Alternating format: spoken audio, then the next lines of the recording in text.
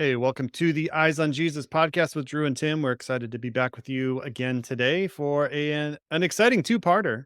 We're doing two Yeah, parts. We hope you come back next week. We're talking about hope after hurt, what that means. That was the name of Drew's podcast before this one, right? And so that's we right. want to talk about church hurt. We want to talk about it in a way where first we're going to talk about the hurt. We got to get through the bad to get to the good. And so, as we kick this off, we're going to share some of our experiences with you, and you might have heard about church hurt or that name before. More than likely, you've experienced it yourself. Right. And when you go through it, I think for the first time, it's easy to think that, oh, I thought this was church. I thought these were Christians. I thought these Mm, were people looking like Christ. And so it can be almost a shock to the system at first if you're not used to it or if you haven't experienced that specifically. And so I want to kick us off by just talking about the fact that oftentimes the early church in the Bible, in the book of Acts, is glamorized. We got to get back to the early church. And even though they did some amazing things and they are the example in many ways, the early church that Paul and other apostles had to deal with was rampant with issues. Okay. yeah, They had to deal with racial tensions. The Jews didn't want to accept the Gentiles and vice versa. They had to right, deal with, how do we deal with being under Roman aggression? There were there were zealots who wanted to actually overthrow the government, and other Christians would be like, no, that's not what Jesus did. That's not what we should do. There were right, counterfeit teachers. They talked about sexual immorality. Just read the book of Corinthians. Paul talked about, hey, you're on milk. You should be on meat by now. After all right. these teachings, you should move forward in your faith. And so it was a tough environment, I think, for Paul to kind of get people along board with him in a culture that was very sinful. Just read the book of James. James was an actual pastor to the church in Jerusalem, and his letter was all about, things as a pastoral would say to his people is like, we're better than this. Let's move past some of Yeah, these things. yeah, And so once we stop glamorizing the fact that there is no perfect church, we can move to the realization that it's really about sin. It's yep, really not about finding the perfect church or denomination. It's really about understanding that there is a sin problem, and Christians will be along various stages of the race as they move forward. And Hebrews 12:1 talks about the Christian race. And I think just having dealt with this in various fronts, being on the receiving end and also dealing with it on helping people heal from it, I think the missing component in all of this is just love. yeah. Is love, which sounds so, oh, is that it? Is that all? You're just going to boil it down to one word? Well, Jesus talked a lot about love and unity. I mean, that was his plea to the disciples in John 15, is like, I am leaving. I just want you to be one as the Father and I are one. Right. Like he died for us to be unified together and to be in unity and love for one another. And and what we've done with that is said, well, my way's better. My denomination I'm going to start over here is going to be the best one, and Yeah, there'll be no problems in this one. Just wait and see. right. And we're still waiting all these years for the perfect answer to this, which is just keeping our eyes fixed on Jesus. Hey, what do you know? The name of this podcast, Who would have keeping our thought? eyes on Jesus through this whole thing. So, Drew, I know you got an example. What do you have to say as a kind of a preamble before we kick that off? Yeah, we've all been here. Hurt, we say like church hurt. We get hurt by people. Hmm. We've been hurt by people in church. We've been hurt by people at our jobs. That we've been hurt by people in our family.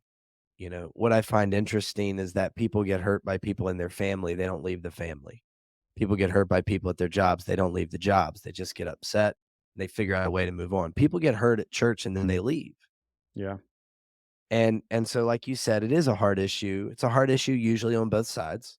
Hmm. And we can combat that issue with love. And yes, that's, you know, wow, so profound, right? So profound. But it really it sounds so simple, but it's so hard. Yeah. And Jesus commanded unity, not that we would all think the same thing, but that we would be willing to work for the same goal. And when you recognize that the person across from you might have a different way of getting to the same goal, but you're trying to get there too, you can have a lot more empathy and understanding for where that person's coming from. Yeah. So I'm with you. I think we've all experienced hurt at some level or another. church hurt gets really interesting because it's not the only hurt, but it's the most common hurt that happens where people then go, "Oh, I see a way to fix this. I'm out. Right. I'm leaving. I'm gone." When I'm sitting here like, "Man, my wife has hurt my feelings. I've hurt my wife's feelings. We don't get a divorce." Like, Yeah. we keep rolling, and the church is that level of decision, like, where you serve and where you are in community with other believers and the goal you're trying to get to, like, it's supposed to be a level of decision where you're committed. Yeah. You're not just a consumer, you are committed, Right. and that means that when you get your feelings hurt or the pastor says something you didn't like from stage or, "Oh, they're doing this song again," or like, that's man, gotta get past all that stuff. Like, you Yeah. Look really at our do. Watch our episode on when to leave a church. We go Yeah, through all those. Like hello. there are reasons to leave a church, but most of the time it has to do with our feelings. And like you said, it's Yep. the level of commitment because there's another Right. church around the corner that might seem like the grass is greener, but we don't do that with our marriage, right? We don't just Right. say, okay, I'm going to move in with this woman over here because, right, I got in an argue with my wife, Right. and no, we stick it out, and I think we don't view church as family, we don't view it as a commitment, and so then we just have fly by the seat of your pants. I'll show up when it's convenient, and I'll leave Right. when I'm hurt, Right. and right, that's not to say, like, we're gonna talk about some deep-rooted church hurt that can happen, and, Yep. like, yeah, that's a issue with the church and the leadership, and, yeah, you should get out in certain scenarios, but if it's just a matter of feelings and not trying to work through it and not doing, the approach of going to your brother or sister and figuring it out, you know, then that becomes a bigger issue. Well, it's not just about them, it's about you too. It's about the fact that you'd rather be in this hurt than having it healed. You'd rather Right. hold on to it because now it becomes kind of a safety blanket for you instead of having God take that from Yeah. you, and so we can also be attracted to hurt. I mean, look at the people that go to like the same broken relationship just with a different name, just with someone with a Right. different name, but it's the same person over and over because you Right. haven't learned your lesson. And And so that's we can be, immaturity. it's immaturity, right? And as immature Christians, we can be attracted to either bad churches, cultic behavior, or we can be attracted to drama, right? We can be attracted Yep. to drama because we're actually the ones propagating drama, even though we think it's the other person. Yep. And so there's a lot of factors at play, and I think as we go further, it'd be helpful to hear, some of your experiences, Drew, on, why you started your podcast, why we're talking about it today, and how, we'll talk about the healing in part two. But, we do have to discuss the hurt because it is very real for many people. And there's people listening I know that are not over their hurt yet because maybe Right. they don't know how, or maybe it's just you don't want to get hurt again. That's what I think a lot of times keeps us in a moment where, okay, this is safe. This is me in control. If I actually put myself in another church again, there's the potential for all kinds of stuff, right? I don't want to deal with that. I'd Right. rather just be safe. It's me and my spouse. We'll have church, Bible studies, and that's all we're going to do. I don't need to be in community. Right. That's not what, like, Jesus died for the church. He died for his body to be Right. the body, to be using your giftings. And just because you had, because you were an unhealthy expression of it, doesn't mean that what Jesus set up is not something that's worth us dying to ourselves for, as he died for it. Right. Yeah, you're exactly right. And we do have to address the hurt before we get to the hope, right? Mhm. And for me personally, I think I have every reason to not be at a church. Like I think I've been given every reason in my life to just go, I'm all set. I'm good. And so I want to share with our listeners here. I just want to share with you a little bit of backstory of me, some things that I've encountered. And my hopes in that is not so much that you would go, "Oh, wow, I feel sorry for you, Drew." My hopes in that is that you would gain some empathy and understanding in that we are connected in this way because I know that someone's listening to this right now that is not going back to church because they've been hurt by church. And Yeah. they're just going, "Man, it's the same thing over and over." So I want to in all vulnerability here, I want to share some things that not many people know about me. I want to share one specific story about my background that not many people know, and then in that, I hope we can get it to a place of understanding where we go, okay, we both are in agreement that we've been hurt by the church. Now what? And then you can listen to part two for how we then derive hope out of that hurt. So for me, I grew up a pastor's son And I watched my dad, his entire life work so hard to call people into a deeper relationship and continual steps of faith with Christ.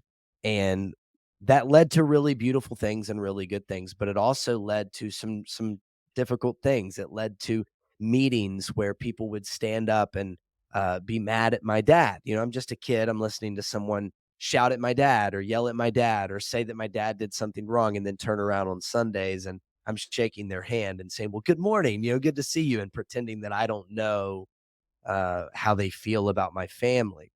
Yeah. And that was a tough way to grow up, and it gave me this depiction of a church that is always counter to what we just talked about. It's not in unity, it's not unified, it's not looking out for one another, it's not wondering how they can serve one another. It's legitimately just making sure that this business model, this structure is moving forward the way they see fit, and that was a really big challenge for me. So I then stepped out of the church in my late teens and early 20s and did not have a church home at that point. And I had this one experience happen to me outside of the church that then really drove a lot of hurt once I was back in the church. So I want to share that. But in my early 20s, I had a friend that I trusted very much. We did a lot of shows together. We did theater together, and I won't get into all the details. But I was living in Nashville, and we did music together.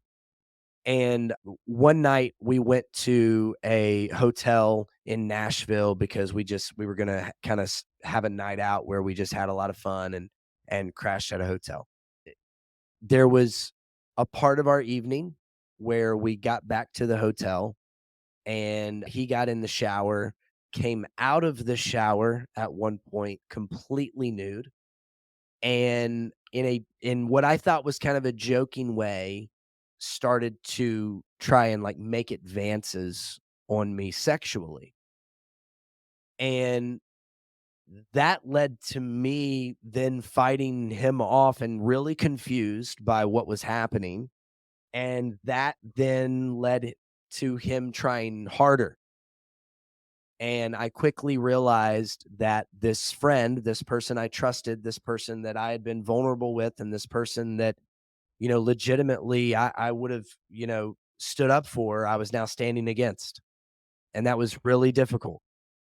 And one thing led to another, and it got to the point where the only way I was going to get out of that hotel room was to get physical and to try and get this man off of me who was much bigger than me and older than me and stronger than me.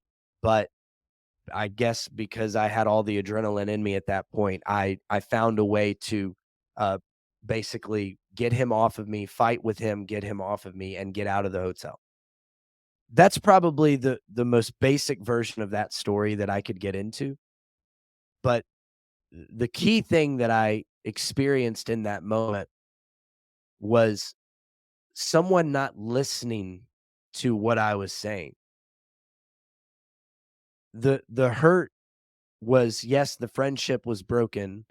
The hurt was, wow, I can't believe I just experienced that, and emotionally the turmoil you go into within when someone tries to make especially sexual advances on you.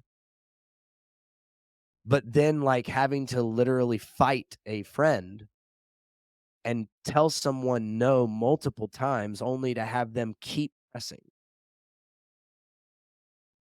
And so if you fast forward several years down the road, I had gotten back into church. I had found my purpose. I had found my calling, and God was calling me into ministry. And so I'm now working at a church, and things are going really well until one day I sat in a room with a leader who decided to do this it was kind of like a game. It was more of a study where they ask us some questions to see how we respond. And we're in a room full of about 13 people at the time.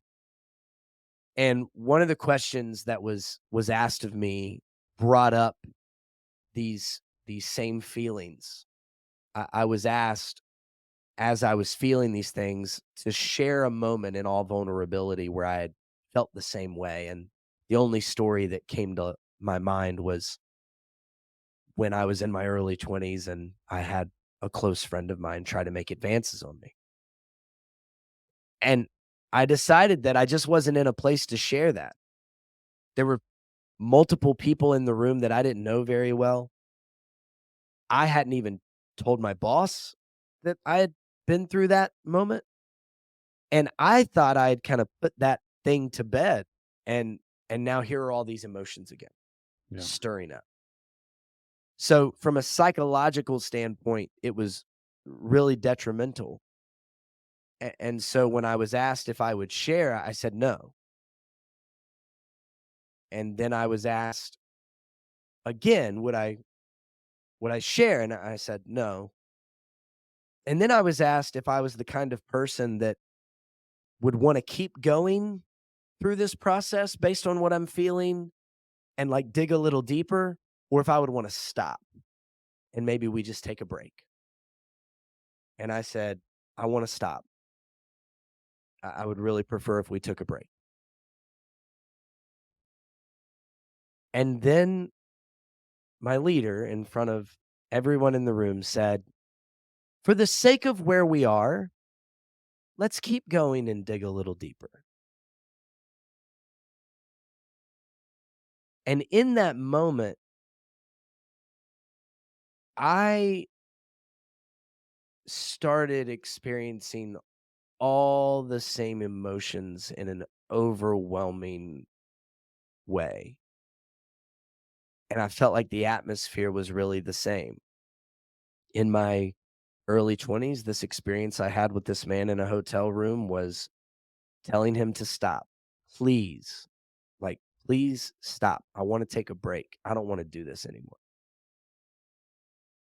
And he basically said, let's keep going.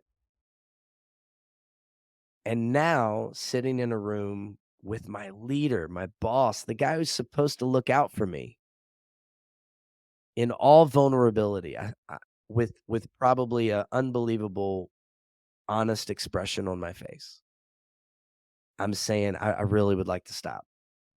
Please stop. Can we just take a break? And he said, let's keep going. And I've never felt so much trust leave a relationship so quickly. I've never felt so much like hope and love for someone leave a relationship so quickly. And, looking back, I understand he didn't know the backstory and he didn't know what I was experiencing. And I get that. But, I think we all can identify with, I really wish someone would stop doing this and they kept going.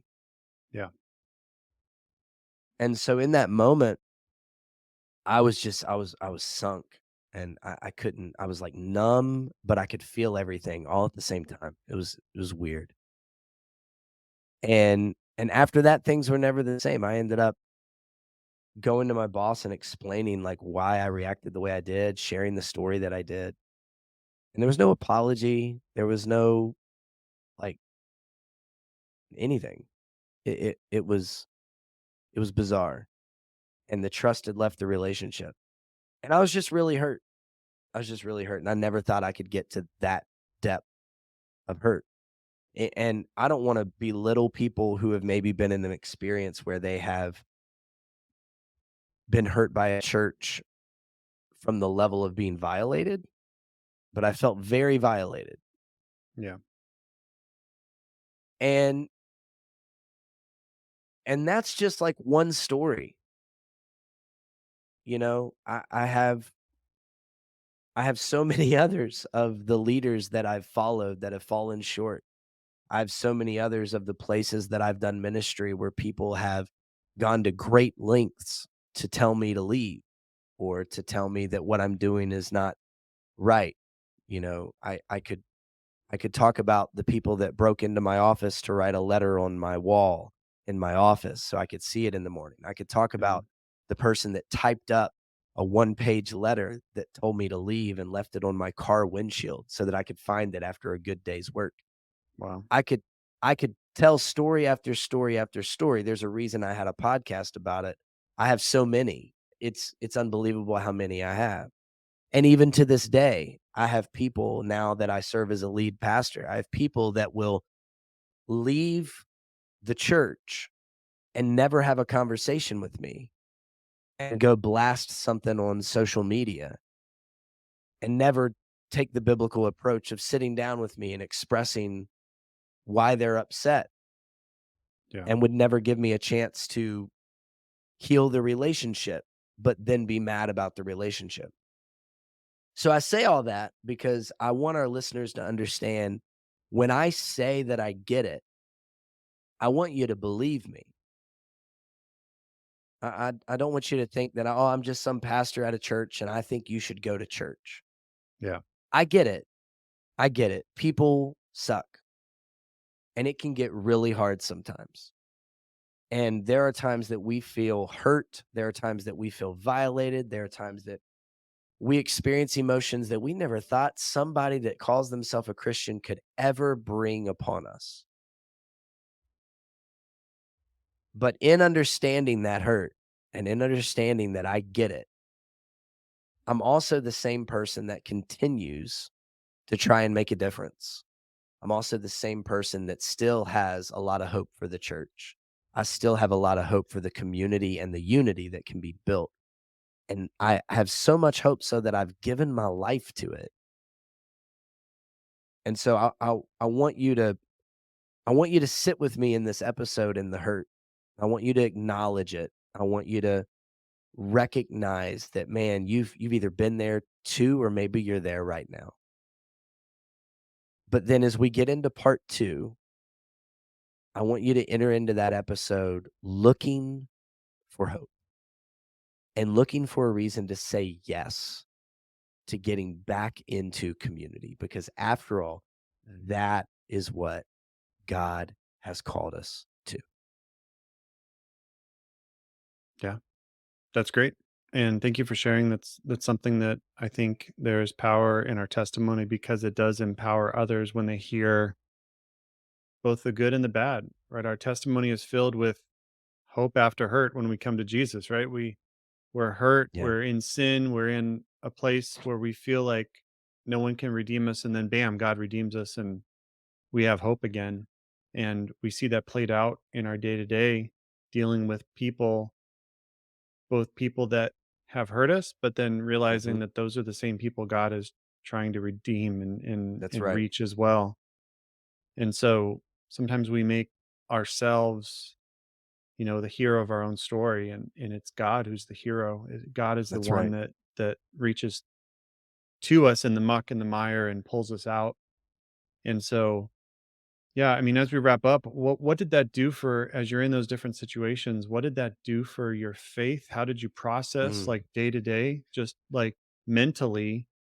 How did you overcome that to the point that you stayed in ministry? Like, what was that for you? Yeah, there were 2 things. One the biggest one was God reassuring me of my calling.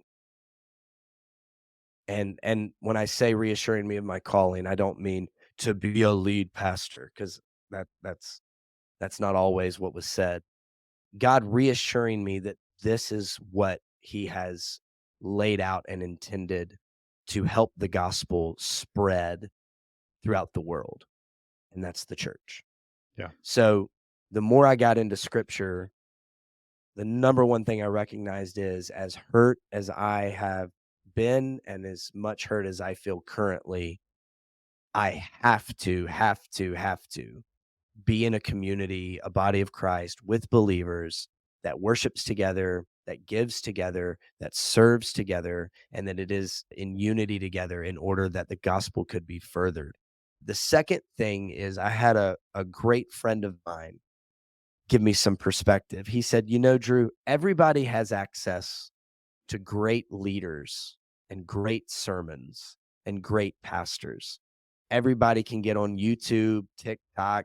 Everybody can look up the Craig Rochelle's of the world, the Simon Sinek's of the world. Like, everybody can look up these people and figure out how to be great.